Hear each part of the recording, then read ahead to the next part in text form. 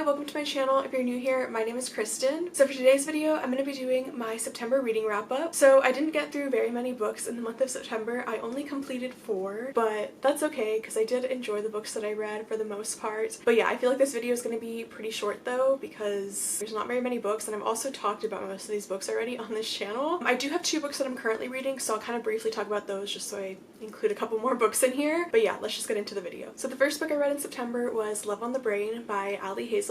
So Ali Hazelwood is the author of The Love Hypothesis, and I really enjoyed that book, so I was excited for this one. This book follows Bee and Levi, and it's kind of like an enemies to lovers story a little bit. And so Bee is a neuroscientist, and she gets this job opportunity to work on a project at NASA, and so it's like this dream project for her. She's super excited for it, and so she's going to be leading this project with someone else, and she finds out that the person that she's leading it with is Levi, and so she knows him from grad school, and he absolutely hated her in grad school. He was just always so like cold towards her and just like ignored her, avoided her, like he just like did not like her basically, and she doesn't know why. And now they're forced to work together, so she's kind of dreading that. Obviously the two of them start to spend more time together because of their jobs, and she's kind of trying to make the best of it, but as she's working there, things kind of start going wrong. Just like random little things like are happening every day that just cause her to have issues at work. That's kind of mainly what this book is about. So yeah, so this one, I did do a reading vlog slash review of this book already. It's on my channel. It doesn't really have like any major spoilers in it, so if you want to know more about it, then you can watch that. I'm also going to kind of just repeat some stuff that I said in that video, but I did really enjoy this book. I thought it was really cute. I really loved the main characters. Like I loved them together, and I really loved their banter. Like it was just a really cute story, and I liked just there was all these like cute little moments between them where you could tell that they were kind of like getting closer to each other, and you could see that he actually kind of likes her, you know? And so I was really enjoying this one up until like the third act conflict. That was where it kind of lost me, and I don't know, I just didn't like what happened. I felt like there was all these different things going on at once, like different conflicts, and I didn't really like how any of them were handled, and just like the way the characters reacted and stuff, so it just kind of annoyed me. It made me lower my rating a little bit. So I rated this one 4.25 stars, and I didn't really have a reasoning for that. I said this in my reading vlog, but basically I felt like 4 was too low because of how much I enjoyed it up until that point, but then I felt like 4.5 was too high of a rating for it. It was a cute book. It was enjoyable. Like I would still recommend it, but I do think The Love Hypothesis was a better book. So then after that, I read The American Roommate Experiment by Elena Armas. I also did a reading vlog slash review for this book. It's up on my channel. That one is spoiler free too, but I was so excited for this book. I could not wait to read it. It was one of my most anticipated reads of the year because this is the same author of The Spanish Love Deception, and that's one of my favorite rom-coms ever. I just loved that book so much. So this book follows Rosie and Lucas, and Lucas is the cousin of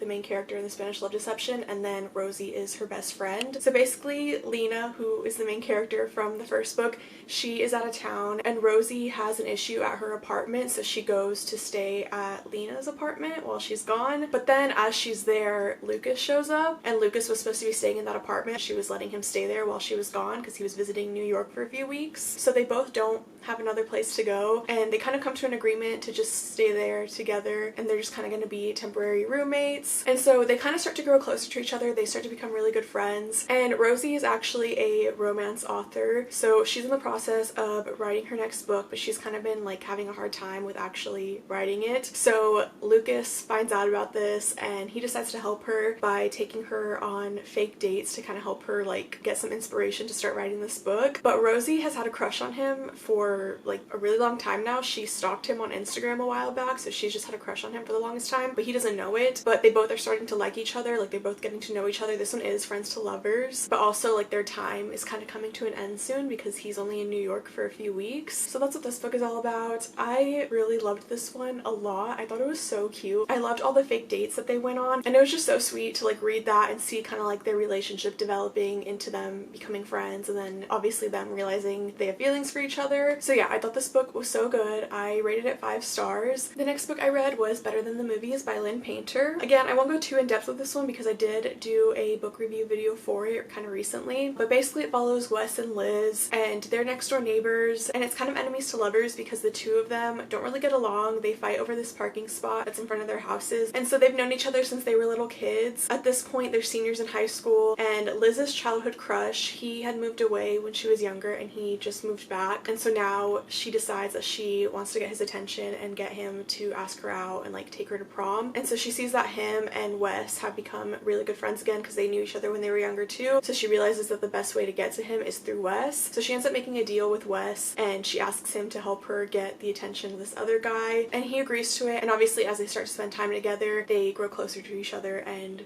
kind of realize their feelings for each other. So this book was also really cute. I really enjoyed it. This one was on my September TBR. These first 3 books were all on my September TBR and I got to them, which I'm happy about. This one is a young adult book and it was kind of a very like cliche story, but it was still really enjoyable to read. I did end up rating this one 4.5 stars just because I did really enjoy it, but I just felt like I wanted a little bit more, especially of the 2 main characters like actually being together. I feel like we got to see a lot of their relationship like develop into a friendship and then them realizing their feelings for each other, but we don't really get much more beyond that, like of their actual relationship. So I would have liked to see a little bit more of that, but other than that it was still a really cute story and I'm really glad that I finally read it. The next book I read was Little Lies by Helena Hunting. So this book is like a spin-off of the Pucked series and the All In series, which are both hockey romance series by Helena Hunting. So I've talked about them before. I read the first book in the Pucked series I think back in April and I did not like it at all, but then I read the All In series back in August and I really enjoyed that series. I ended up reading the whole thing, whereas with Pucked I stopped after the first one. So yeah, like I said, this one is a spin-off. It follows the daughter of the couple from Pucked and the son of the couple from A Lie for a Lie, which is the first book in the All In series. And so at this point their kids are in college, but they're childhood friends. They've known each other like their entire lives because their parents know each other and their parents are good friends. So the main characters of this book are Lavender and Cody, and the 2 of them were really close when they were younger, and then something kind of happened that made her hate him. So it's kind of unknown what happened between them up until a certain point in the story where you figure out like what went on with them. And so it kind of switches between like the past and present of seeing kind of like their childhood and the relationship that they used to have and then how they are now, because at this point they don't have a good relationship. They don't like each other at all. And so when Lavender was I think like 6 years old, she had something kind of traumatic happen to her, and so after that she kind of developed anxiety. She had anxiety before that, but that just like really like triggered it and made it even worse. And so as she was growing up, she always just had like really bad anxiety. She would get anxiety attacks from like different things obviously triggering that, and Cody was always there to comfort her. He was always there for her, and he was kind of one of the few people that were able to like help her and calm her down. And so he was always someone that she would call for help because he also has anxiety, but they both kind of have it for different reasons and deal with it in different ways. So yeah, you kind of see like a lot of the past, just like what happened when they were younger, and now at this point they are in college. I believe Lavender's a sophomore and Cody is a senior. And so Lavender is living in a house with her brothers and Cody is best friends with her older brother. So she's constantly having to see him because he's like always around, but she kind of tries to avoid him because she doesn't really want anything to do with him because she knows that he doesn't like her. So yeah, so that's mainly what this book is about. Honestly, I didn't really like it all that much. It was like an okay book, but I didn't like love it or anything. I thought it was interesting at first, like it started off good and then it got to a point where I just like didn't care anymore and I just didn't really like any of the characters. I felt like the main character Lavender, like she was okay. I didn't really like dislike her, but I didn't like love her either. She was just kind of okay. But then Cody, I did not like him at all. He was just horrible. He said so many horrible things to her. I didn't know how it could be justified and I didn't understand how she could forgive him, and so I just like didn't like him at all. Like I don't feel like he really earned her forgiveness, and yeah, he just like was not a very nice person. Like he was horrible, and that kind of made me upset because I loved his parents and like their relationship. And what's funny is that I didn't like Lavender, like her parents, they're from Pucked. I did not like their book and I didn't like their relationship. Like I just don't like them at all. But when they appeared in this book, like they weren't too bad. Like I was okay with them being there. But then Cody with his parents, I loved them and I loved their book. I thought like their book was so cute and I loved their relationship so much. So it just made me so upset that I like did not like their kid at all, because they're just like such a great couple and I was just like,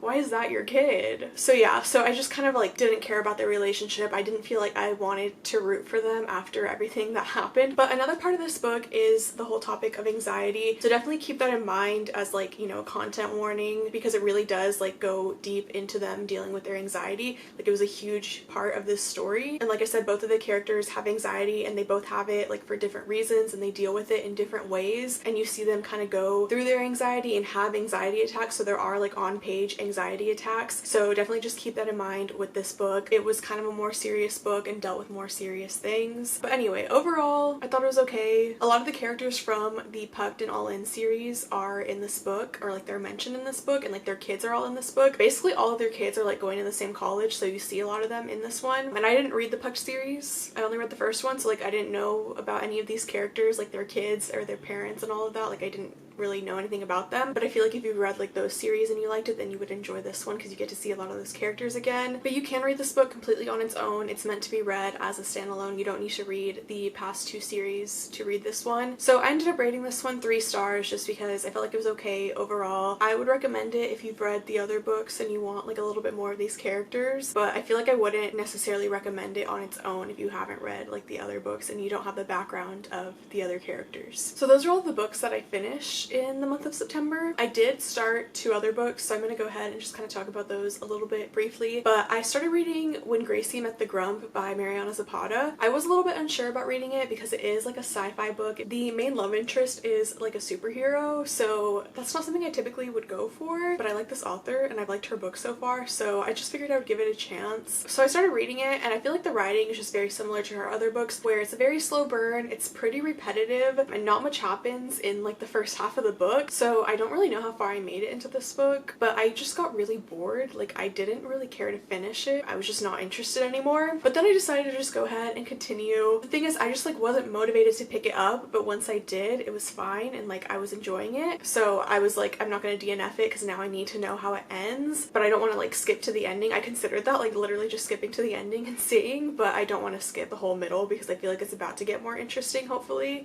I heard it gets more interesting after the 40% mark, and I haven't made it to the 40% mark yet, so we'll see what happens with that one. If you read it, definitely let me know your thoughts though. I did decide to pause reading it, so I decided to read something else. So I started reading Icebreaker by Hannah Grace. With this one, I will say there was a point where I wasn't super motivated to read it, but I did continue, and now it's actually like interesting and I'm liking it. I'm really loving the characters. Like I do like all the characters that have been introduced so far for the most part, and I just really like the idea of it. This one is a hockey sports romance. The male main character is like the captain of the hockey team at their college, and the female main character is a figure skater. And then something happens at the hockey ice rink, so they're not able to use it anymore, so they're having to like split the time at the other ice rink with the figure skaters, and so the two main characters kind of like clash a little bit. So this one is really cute so far. I am enjoying it at this point. I'm only like 100 pages in. I haven't really gotten very far into it. I haven't been reading very much like these past couple weeks, so I'm hoping to finish those 2 books within the next week or so, and then I'll talk about them